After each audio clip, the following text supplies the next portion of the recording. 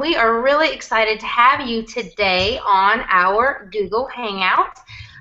This is going to be all about tips and ideas and ways for you to improve using visual content, which goes with the title of our actual Hangout called 3 Ways to Stand Out Using Visual Content. But what we know is going to happen is that you are going to get way more out of this than just 3 ways, but you'll definitely leave with some opportunities to implement some of the strategies and the tips that you are going to learn today. I am joined by my lovely co-host, Stephanie Nissen with Nissen Media, and she is here, and you can hear her, but you may not be able to see her on the screen. She's having a little bit of technical difficulties this morning, but she can hear us, and she's going to be a part of our Hangout just the same. How are you doing, Stephanie? I am fantastic, but of course I feel silly though because this is visual content and you can't even see me. Hey, well that is okay. That's okay. Well, I'm going to just go ahead and jump right in. We're going to do just a quick little bio of myself and Stephanie, and then Stephanie, you'll still be able to introduce Ben for us. Is that right? Absolutely, I'm happy to. Okay, fantastic. Well, I, of course, am Heather Heuman with Sweet Tea Social Marketing, and I am basically a marketing strategist, coach, speaker, blogger, and I just love helping clients use social media to grow and leverage their small business. So, small business owners and entrepreneurs can focus on the things that they really need to do for their business development on a day-to-day basis. Sometimes my clients are people who hate social media, and sometimes they're people who love it, but they just don't have time. So that's just a little bit about what I do. And then Steph Nissen, I'm having a hard time saying Steph because when I first met her, I called her Stephanie. But I'm going to train myself, and I'm going to call her Steph throughout this Google Hangout. But Steph Nissen is a social media manager, marketing consultant, speaker, blogger, and quite a few more things at her company, Nissen Media. She works primarily with small and local businesses, getting them online and helping them learn how to also leverage social media and to ultimately grow their brands. So, Stephanie, why don't you go ahead and introduce for everyone our guest who is going to be able to share some great insight for us. Absolutely. So I'm very thrilled that I get to introduce Ben Requena. He's the visual social media guy, and he's created visual content for high-profile brands like Google and IBM and Healthy Choice and Welch's and the amazing Amy Porterfield. So if you want to discover how you can actually easily create professional-looking visual social media content that's going to, 1, expand your reach, 2, increase your engagement, and then ultimately, number 3, attract more referrals to your business, Ben is the visual social media guy that you absolutely have to follow. So I'm thrilled to have Ben. Very cool, very cool. And Ben, we're glad to have you. How are you doing this morning? How's the weather down there in Tampa today? Awesome. It's great as usual. It's actually a little overcast today, but I'm sure it'll warm up and the clouds will part. Very cool. And yeah, that's the really cool thing about the internet. I am in South Carolina. Ben is down in Florida, and then we have Steph that's up in Missouri. But we're all united right here, and we're really glad to have everyone here with us today on the Hangout. Just to let everybody know that we do have a hashtag that we are using throughout this Hangout, and it's Visual Content Rocks. You can see that when Ben is talking, he has it written up on his board. And what we're going to do is ask you, if you have any questions, we would love to have a Q&A time at the end. If you've got a specific question that you want to ask us about visual content, if it's specifically for your brand, we would love to address that. So just so everybody is clear, where would you post those questions? Where you came to the link to watch this Hangout is a chat box. And you right there in the chat box can go ahead and post the questions that you have, and you can ask us right away. And we'll make sure that we look at those. We may not address the questions till the end of the call, but if you can hear me, If you can see me, I would love for you just to make a comment in the box and to say, hi, I'm here, and maybe tell us what you actually do for your business. So we'll be taking a look at those, maybe giving a couple shout outs to you guys throughout the call. But we are going to go ahead and just dive right into our questions and get started talking here this morning. So we've got you doing the first question. Steph, are you ready? Absolutely. So we're going to start with a kind of initial intro into you, Ben. So why don't you share with us kind of a brief overview of how you ended up in the business where you are, and how did you decide, why did you decide that visual content marketing was where you were going to focus? Sure. Thanks. Thanks, you guys. The intro was awesome, and you guys both. If everyone give a virtual applause for both Steph and Heather, they're very awesome, and I'm sure you guys know that by following them already. My start in visual social media or visual content marketing started, I would say, probably about 4 or 5 years ago specifically, but me as a designer started a few years before that. I ended up going to university for design, ended up getting a fine arts degree with the way they had it. It was a major and a minor concentrations in computer graphics and in traditional printmaking. Knew I wanted to get into advertising. I had researched that, so out of school I dove right in and became a designer at what I would call a mid-size agency at the time in Raleigh, North Carolina. It had about 50 or 60 employees, I believe, if my memory is serving. And from there, I worked with a couple other agencies as a designer, worked my way up to art director. And like I said, it was about 4 or 5 years ago that I realized I sort of had some epiphanies. I've always been interested in digital marketing in some degree or some fashion. So I really liked web design, and I really liked email marketing, and I really got into SEO, and then social media exploded, so I really got into that, and I liked the ability to create communities. And during that time, I created a site of my own called Garnish Bar, which it still exists. I ended up selling it, but it's a cocktail community, and a mixed drink recipe database. So basically people would sign up and submit their recipes, and people could comment. And I created it basically to scratch an itch that I had, which was I wanted to create a community, and I wanted it to be visual, and I wanted to put all those digital marketing things together, the web marketing, the website design, and the SEO, and et cetera, like I said. And as I was doing that, one of the challenges that I had was mixed drinks or cocktails. I'm not passionate about. I just saw an opportunity that I thought existed to create a site that looked better and functioned better, and to create this community and like I said, scratch all these itches that I had.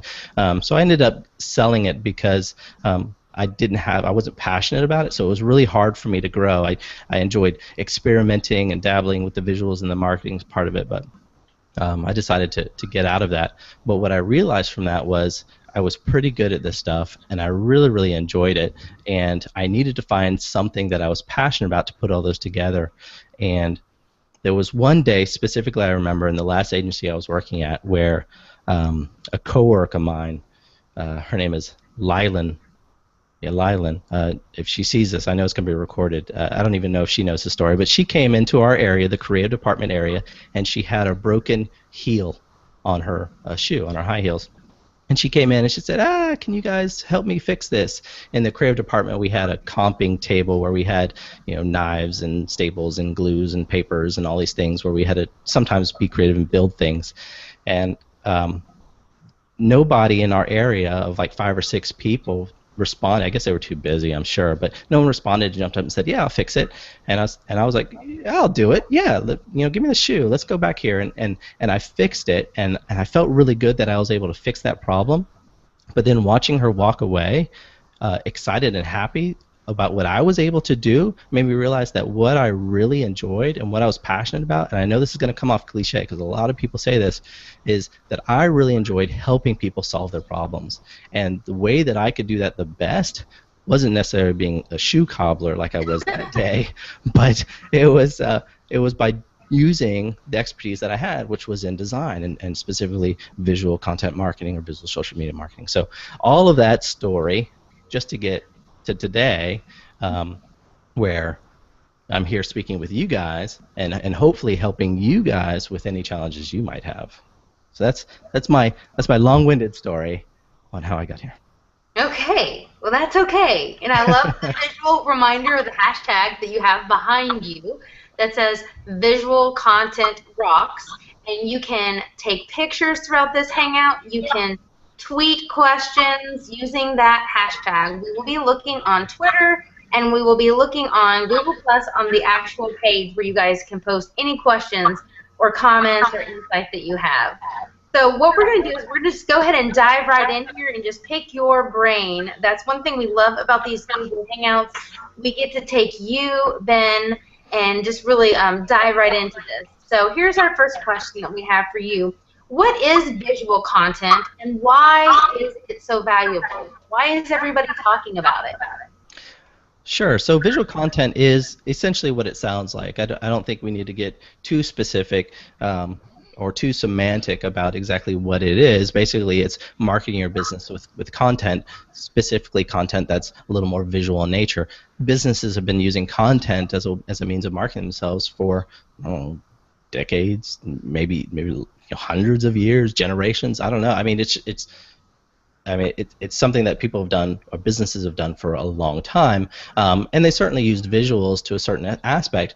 But in the past, I'd say 5, maybe even stretching back 10 years, that content is becoming more and more visual, thanks in part because of the advancement or the, I guess you get into the advancement of cameras these days and bandwidth speeds, et cetera, and the internet. So people are able to put a little bit more data, make their content a little heavier, and then their audience is able to consume it. So content marketing has gone from a lot of words and white papers and blog posts and articles to all the way to infographics and small datagrams or infograms, and including those photos in their articles. Again, like I said, because of the advancement of, in my mind, the advancement of digital cameras and bandwidth.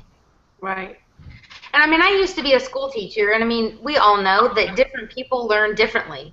And, I myself am very visual regarding just even learning. So, it really makes sense that we're heading in this direction, that if you've got beautiful pictures and you've got great graphics, well, it's going to probably get someone's attention a little bit more so than like a sentence with just text. Yeah, absolutely. People learn differently, and people enjoy different types of content.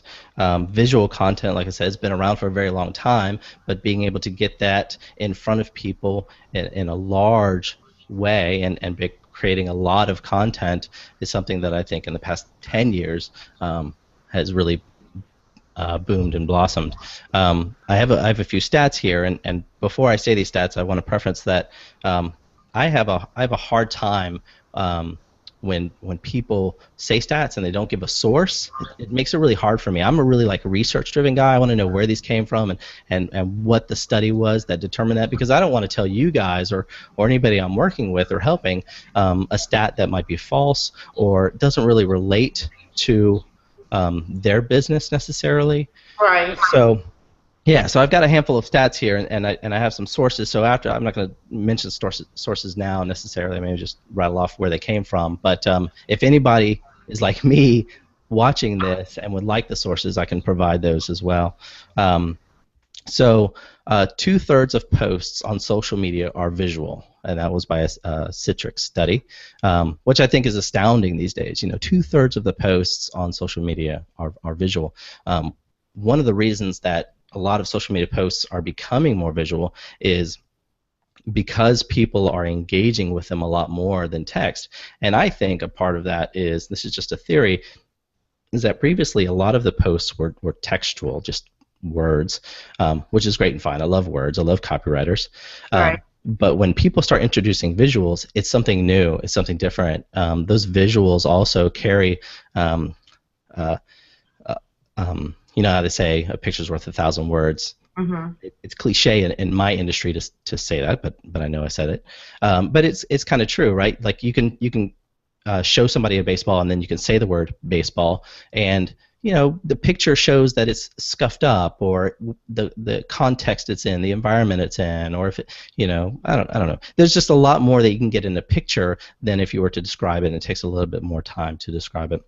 So the fact that visuals carry a little bit more information, and that they were new at the time, or that they can be new in that feed, I think is what boosted that engagement.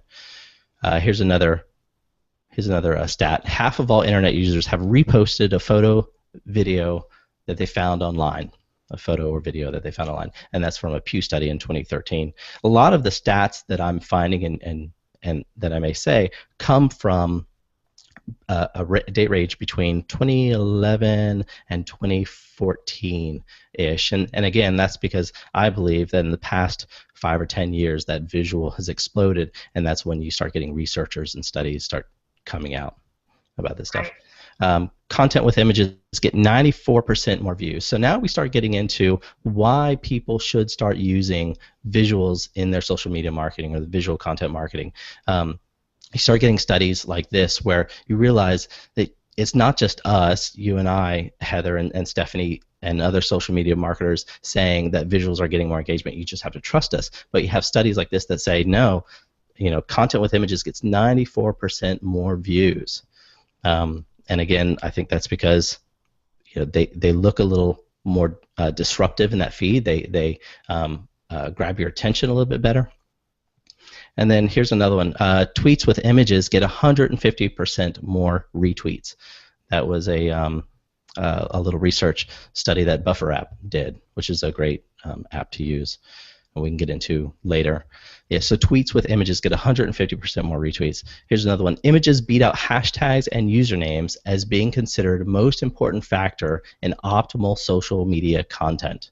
So basically what they did, they surveyed, I don't know how many people, hundreds or thousands of business owners, and they said, if you were to create optimal social media content, what would be the factors that you would consider the most important? And it beat out, visual content or images beat out hashtags and usernames for that group, for that study as being the most important. And that was by Software Advice and Adobe who did that study. Well, very cool. Well, what we're going to do is get Stephanie to dive in here with our next question on how this visual content can be helpful to business owners. Right. So, we want to stand out, and as a small business owner, I definitely want to stand out, especially based on those stats that you passed to us. So, as a small business owner, how would I use visual content to actually grow my business, Ben? Sure. So, you can think of visual content just like you would the written content. You can break it down into roughly four categories, right? You can educate someone, you can entertain someone, you can motivate them, or you can persuade them. A lot of ads that you see are purely persuasive or motivating them to buy. So if you want to get the engagement numbers, you need to start looking at how you can educate and entertain your audience. Donna Moritz, another visual social media expert, she has a great post about posting as a fan, not as a marketer. And so if you're posting stuff and you're constantly talking about yourself, or you're saying, look how great my service is or my product is, that's not exactly what your fans want to hear, or what's really going to engage with them. But if you are able to say, here's a funny way you could use this service or product, or here's a way you could use this product that you probably have never thought of. One example would be, this is going to be a ridiculous example, but like Home Depot or Lowe's, they sell hoses, watering hoses. You could do a post that's like, here's how you use a watering hose and you watering your lawn. Okay, great. That's not very entertaining. I guess it's educational, but people know how to do that, right? So it's a little flat, a little boring.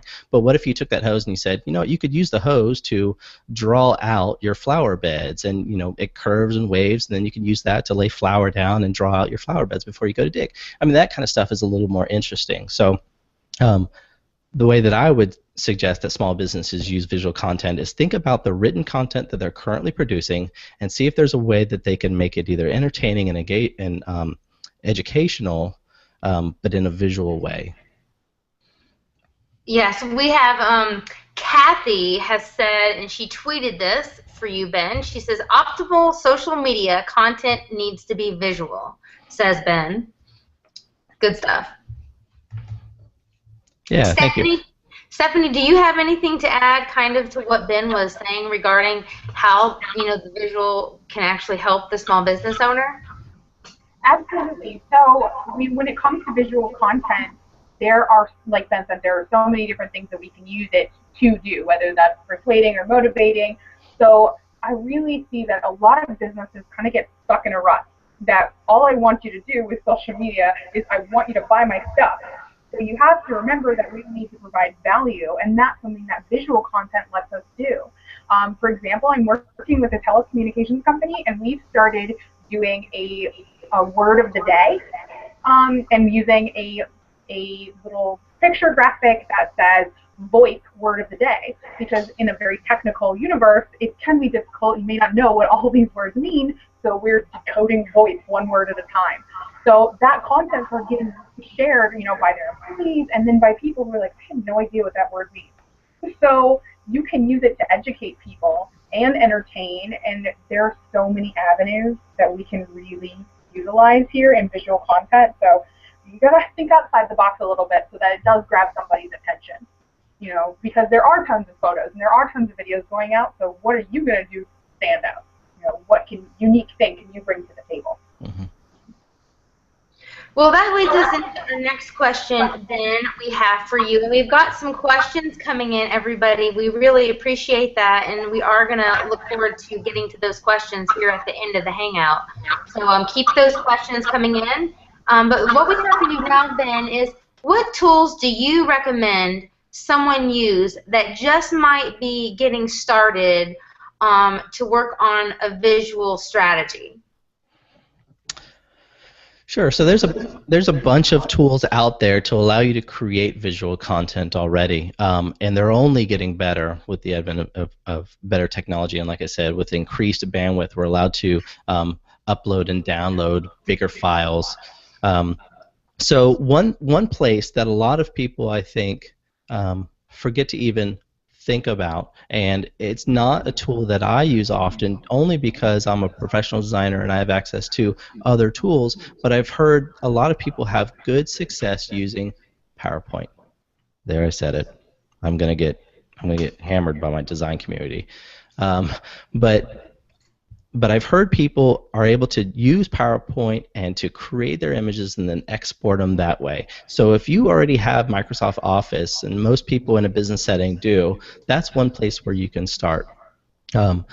Other places that are online and have apps as well are places like Canva, which is massive and huge.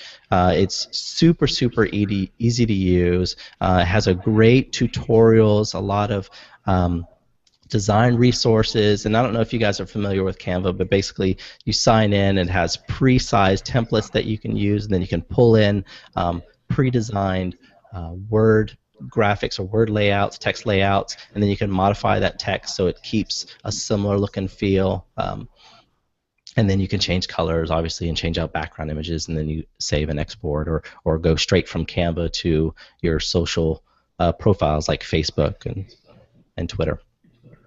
Another one, a popular one, is PicMonkey, where Canva falls short for some people is in modifying or editing specific images. So if you've taken a photo but you want to lighten it up or darken it up or increase the contrast or add an effect or something, Canva isn't yet robust enough to do that, but PicMonkey does. So a lot of people will take their images into PicMonkey and edit there and then export them and then bring them over to Canva, where they then create the templates and share to or save to their desktop or share to their social profiles. So that's how you can kind of use PicMonkey and Canva in conjunction.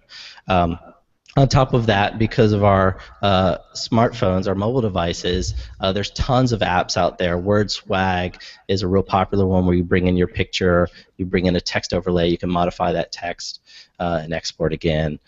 Over is another popular one. And one area we haven't talked a lot about is in video, and there's certainly some apps, mobile smartphone apps, that allow you to edit or do text overlays or animated text overlays, like Legend, I believe it's for iOS. There might be a Android version. I don't know. I'm a Mac user mostly, but so those are some tools to at least get started creating some visual content. And the way that I see posts is the same way that I went to an event. That's actually where I met Stephanie and Heather, was at Kim Garst's Social Boom event, and Josh Parkinson was there, and he described each social post that he was creating as an experiment. And it's the exact same way that I would review it. I view it, and I would suggest you guys view it as well. Is if you're going to start creating visual content, think of them as experiments, and don't feel like each one has to be a home run, or that if it doesn't get an engagement, you failed. Just look at it, study it, make a theory, change it in the next image, and then upload that one and see how that goes. Very cool, very cool. Stephanie, do you want to add anything to that or segue into the next question? Yeah, so what Ben was saying about an experiment, and that is 100% true. I do remember Josh talking about that at Social Boom 2014 last year, so that was a really great nugget to bring in. So one of the things we have to remember is when we are experimenting, like Ben said, it may not have been that your image was wrong. It may have been, maybe you posted on the wrong day, maybe you posted on the wrong time or the wrong network for that piece of visual content. So I don't want you, even as a small business owner, when you do use tools like Canva, Pixmonkey, or WordSwag, then you get discouraged because it didn't work. Well, there's so many different factors. There's nothing that says you couldn't try it again. So, and I don't, visual content, we're making it so much easier for. Hey, Stephanie, I think we're losing you a little bit. Okay, can you hear me now? I can hear you now. Okay, so.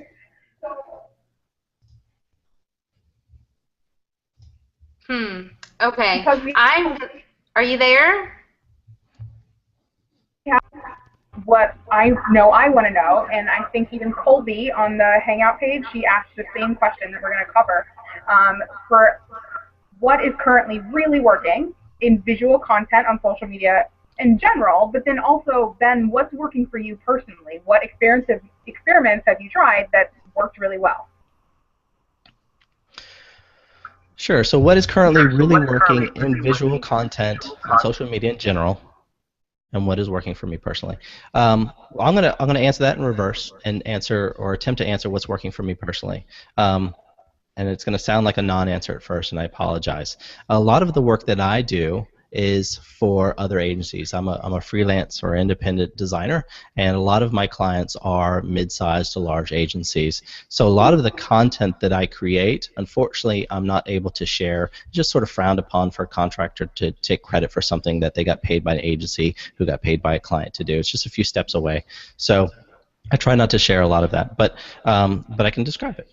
And so a lot of the content, the visual content that we're seeing that's getting engagement is, first and foremost, we're taking in consideration the network where it's being shared, and we're trying to do what is being dubbed as native. I know Gary Vaynerchuk in his book, Thank You Economy, or Jab, Jab, Jab, Right Hook, I'm sorry, he talks about visual content, or the content you're posting on social networks, to be native. And basically what that means is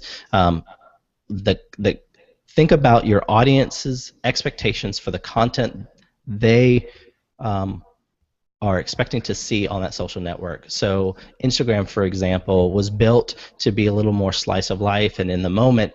So if you go on there and you create obviously overly promotional content that isn't slice of life and looks more like an ad, it may get less engagement depending on what your audience is expecting to see on that network.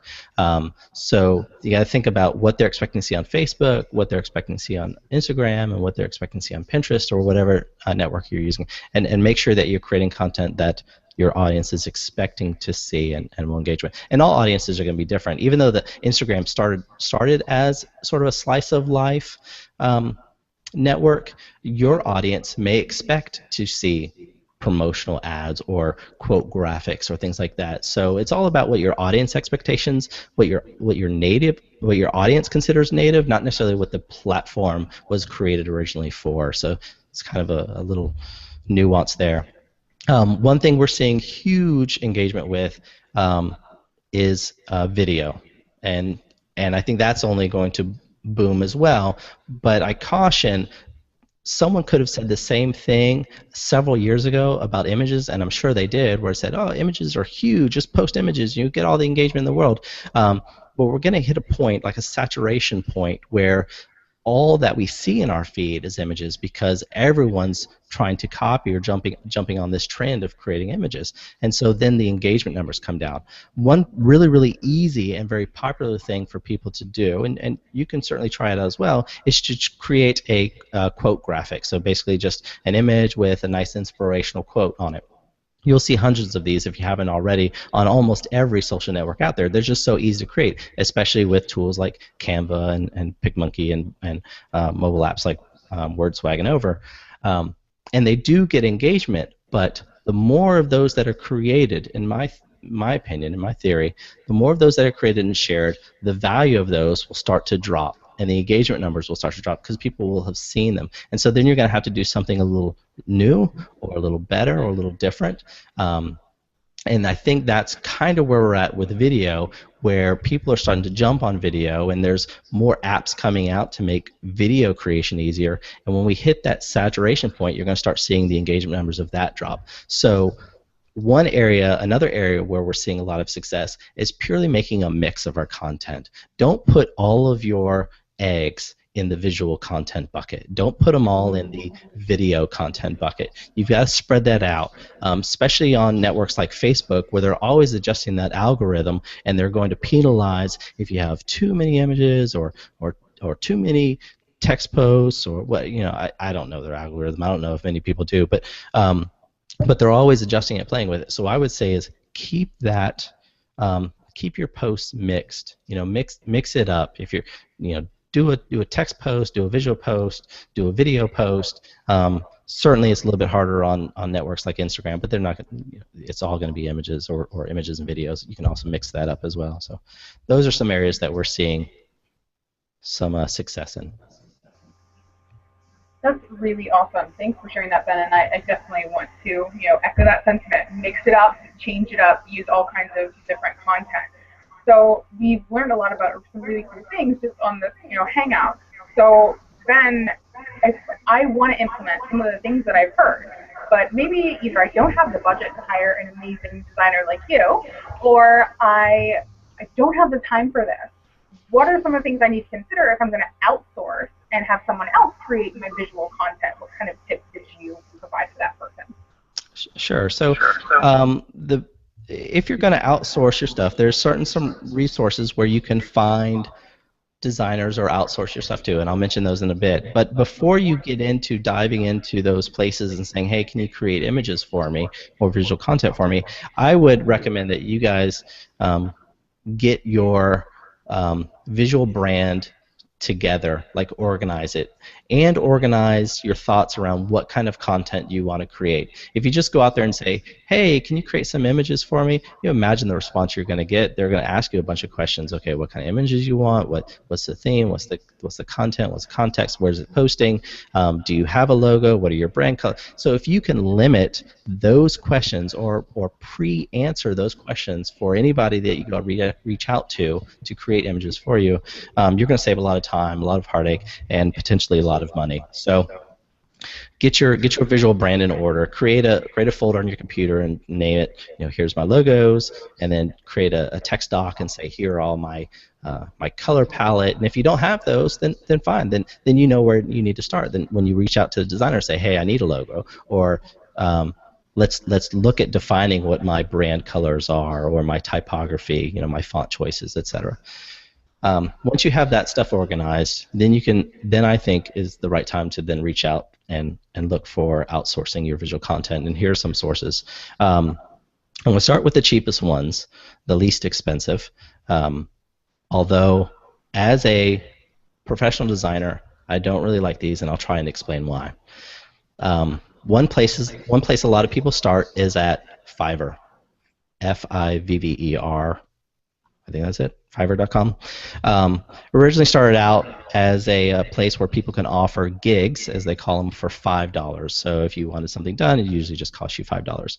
I don't know when. I don't really follow the website that closely, but at some point they instituted that you were able to tack on additional $5 tasks. So if you think you're going to get an image, a good image, for $5, I haven't looked recently, but you may have a hard time finding it for just $5. What you're probably going to find is if you go there and look for create image, whatever, as your gig, it'll say, I'll do this for $5, and then I'll do it in 24 hours for another $5, and I will send you a PNG, the file type, a .png, for another $5, and I'll even send you the layered Photoshop file for another $5. So even though the name is Fiverr, and a lot of the gigs start off at $5, I think if you look, you'll see that that number will tend to rise, but it'll still be relatively inexpensive. And again, you can choose if you need it in 24 hours or 3 days or whatever that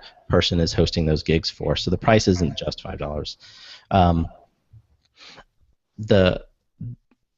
Another place that you can look is 99 Designs. So 99 Designs is a contest site, and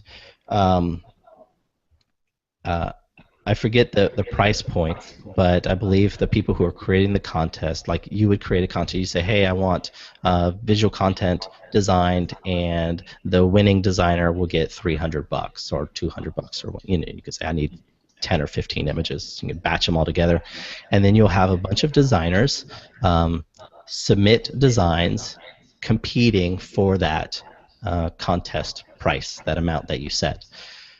A lot of people see this and think, oh wow, I can have a lot of designers and I can choose, and that spreads my risk out. Unfortunately, what I think a lot of people don't realize is that you don't have control over the designers that submit designs to you.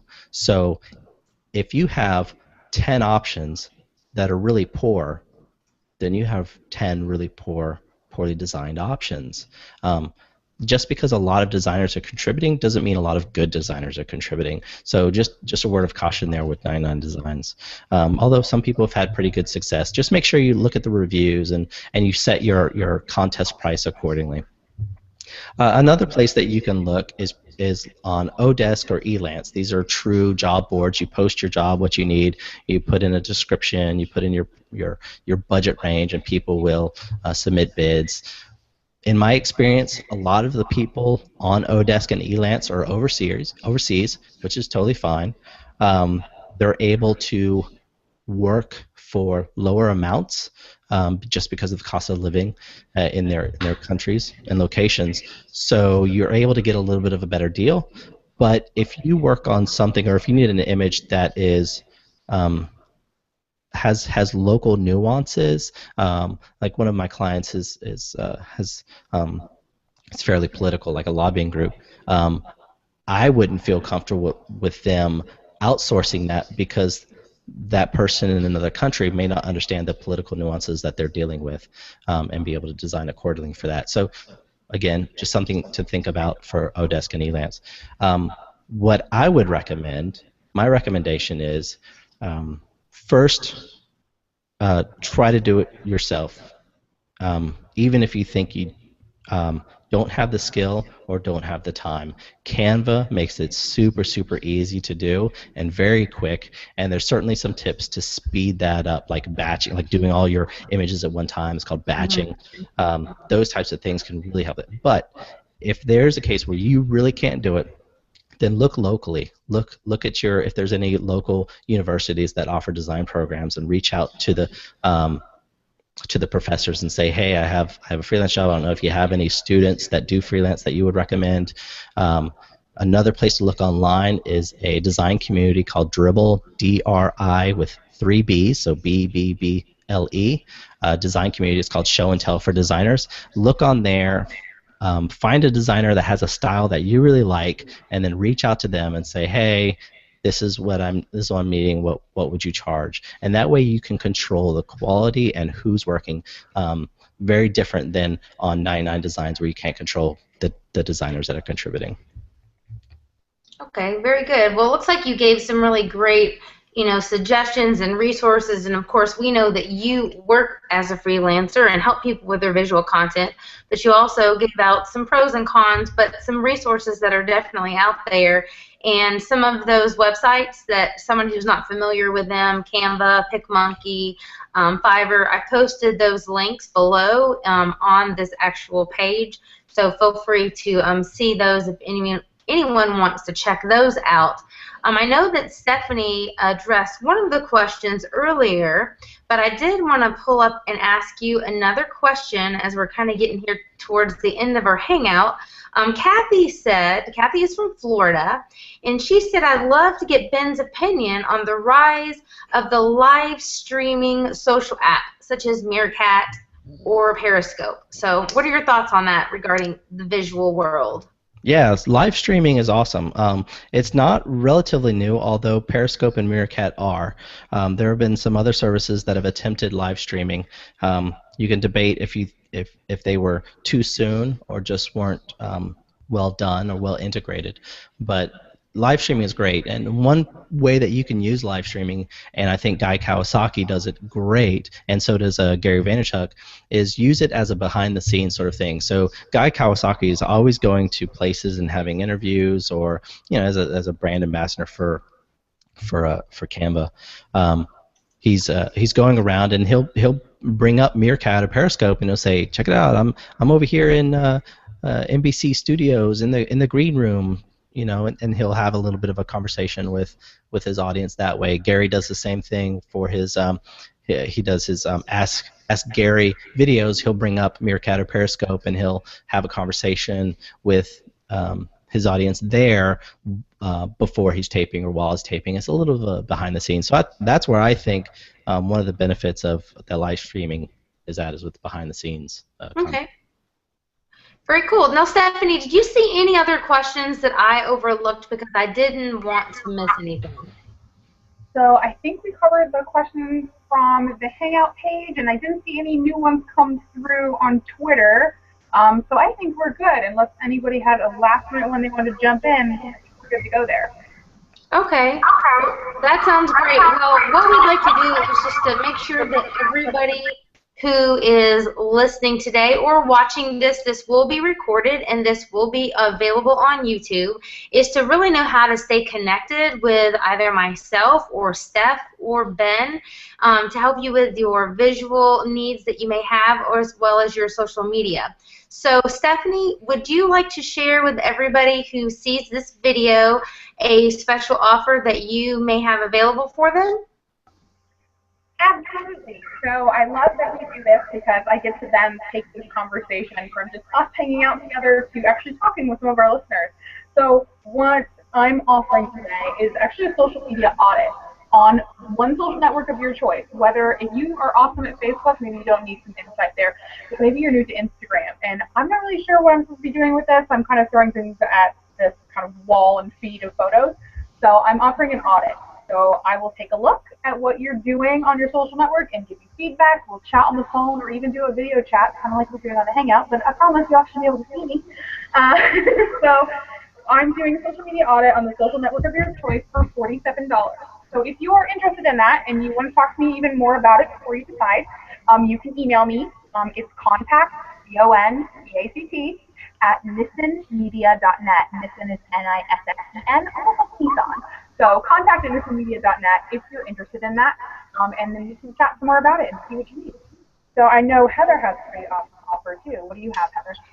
Yeah, so what I'm going to do, and I really found this personally helpful, just even in my own branding and in my own business when I first got started. I really had some great opportunities to try to connect and network and just reach out, but sometimes just in the world of the internet, it was just kind of overwhelming trying to find someone whose opinion, to be quite honest, that I even respected or wanted to say, like, how much do I weigh their advice for my business? Because, it's a very personal thing as a small business owner. So what my special offer is ultimately a 30-minute phone consultation where you can pick my ear, ask my questions about your social media needs or strategy, or just even if you're just getting started and you don't even have a Facebook page and you kind of want to just know where to maybe get started, or maybe you feel that you have the skills but you just want to talk to someone that does this day in and day out for a living.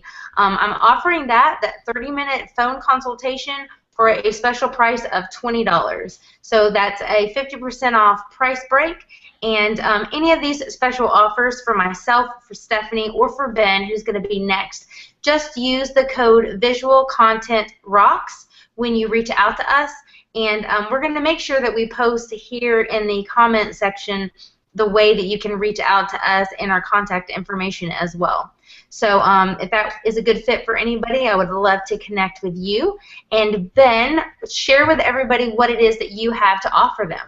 Sure. Before I do that, I just want to add that earlier we talked about social posts being experiments, and each post you do is an experiment and you can learn from. Both of the offers that Stephanie and Heather are making expedite that experimental process. So you may on your own, by experimenting with each post, find out what works best for you, but by leveraging Steph's and Heather's expertise and all the experience that they've done, or all the experiments that they've done in the past with themselves and with their clients, you can really speed up that price. And time is money, y'all. So I think those are great offers. I don't have a real specific offer yet. What I am creating is an ebook and some courses on creating original visual content. They aren't live yet, but here's my offer.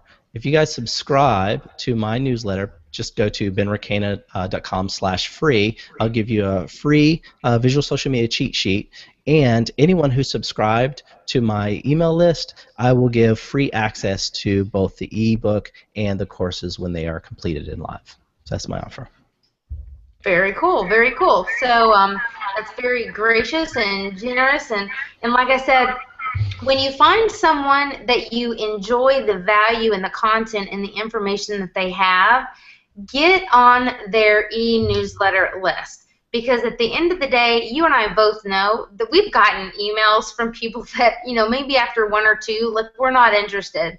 But I don't know if Ben or Steph can relate. But there are people that I value the information that they have to share and they put out, and like I get excited when I see their email in my inbox. So, it's an opportunity to stay connected with valuable information. If this is helpful to you as a small business, maybe you're the owner, or maybe you're just a manager or someone who works in that, business, and maybe the leadership really needs help and insight, and you may be able to come in and shine some light that they would be able to benefit from. So I want to thank you guys. Thank you so much, Ben, for being here today. Tell everybody again how they can find you online. My pleasure, Heather and Stephanie. You can find me on just about any social network at Ben Requena, but the ones that I'm most active currently on are Facebook and Instagram, as well as my site, benrequena.com. Very cool. And what about you, Steph? Where can people find you the best? Like Ben, and I know, like you, Heather, we're on most every social network. So the ones that I really hang out on are Facebook and Twitter. So I'm on both those places. On Facebook, you can find me at Nissen Media, my company name. And on Twitter, you can find me at @StephNissen_. So I'm always there, and I love to chat with people. So, I love that social part of social media. So definitely tweet me, introduce yourself, so we can chat. Very cool. And you guys, I just launched my website. Super excited. SweetTeaSocialMarketing.com is where you can find me best, and all of my social media connection opportunities are right there. I do have to admit, though, I'm just being honest, kind of feel like you're going old school when you say Facebook is like what you love. But I absolutely do love Facebook, and growing to love LinkedIn and Twitter quite a bit. But anyway, thanks again so much, everyone, for coming here today. We're going to put the show notes below. Again, they will follow this on YouTube. So please stay in touch with us. We would love for you to tweet us or share with us any insights. And again, if you have any questions, we would love to stay connected with you. And in the meantime, stay on the lookout for future Hangouts from Steph Nissen and myself, Heather Heuman. Have a great day.